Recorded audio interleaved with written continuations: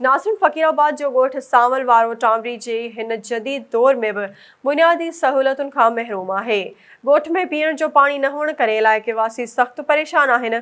उन हवाले सां ॾिसूं था फरहान बलोच जी हीअ रिपोर्ट। हाँ जी बिल्कुल, असां हिन वक़्त मौजूद आहियूं फ़कीराबाद जे ॻोठ सांवल वारो टांवरी में, जिते जदीद दौर हुजण बावजूद भी ॻोठ सांवल वारो टांवरी बुनियादी सहूलतुनि खां महरूम आहे। हिन वक़्त जो आहे सो ॻोठ सांवल वारी टांवरी जे ॻोठाणनि संदसि एहतजाज कयो आहे। अचो त वधीक इन्हनि सां ॻाल्हि ॿोल कंदासीं त हिननि जो छा चवणु आहे। जीअं त ॾिसी था सघो साईं, असां पाण हिते जेको आहे पाणी जे लाइ आया आहियूं। पाणी जेको आहे मिठे पाणी खां असां महरूम आहियूं। काफ़ी सारियूं बीमारियूं थियनि थियूं, नंढड़ा ॿार बच्चा बीमार था थियनि ऐं मिठो पाणी जेको आहे न असां बुनियादी सहूलतूं हिन अहिड़े टेक्नोलॉजी जे दौर में भी असां खारो पाणी पी रहिया आहियूं, जंहिंजे करे काफ़ी बीमारियूं थियूं आहिनि ॻोठ में।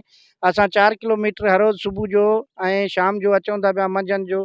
ज़ाहिरी आहे, ॾिसो था अॼुकल्ह पाणी इंसान जी ज़िंदगी आहे, छो त पाणी खां इंसान नथो रही सघे। त ख़ुदा असांखे मिठे पाणी जी सहूलियत तक़सीम कई वञे। असां चवणो थो पए त अॼु असां मिठे पाणी जे लाइ रोडनि ते निकिरी करे नंढनि बचनि मासूमनि सां गॾु एहतिजाज था कयूं, पर अहिड़ियूं कई असां एप्लीकेशनूं ॾिनियूं आहिनि, लेकिन असांजे कंहिं बि हिन मामले खे कंहिं बि केस खे कंहिं हैंडल न कयो आहे। असांजे तक जे चूंडियल नुमाइंदनि खां हर बार असां इहा ई दांहकू कई आहे, ख़ुदा अहिड़े जदीद दौर में तव्हांखे हिकिड़ो गरम पाणी त पी ॾेखारियो। मां तव्हांखे ॿिन्ही हथनि सां सलाम कंदुसि। असांजे तालकोटी जे MPS के मंजूर हुसैन वसान साहब के अदी नफीज़ा शाह साहब के DC खैरपुर साहब के ताकि ख़ुदा असां ते रहम कयो वञे, असांखे जेका मिठे पाणी जी किल्लत आहे उहो ख़त्म कई वञे।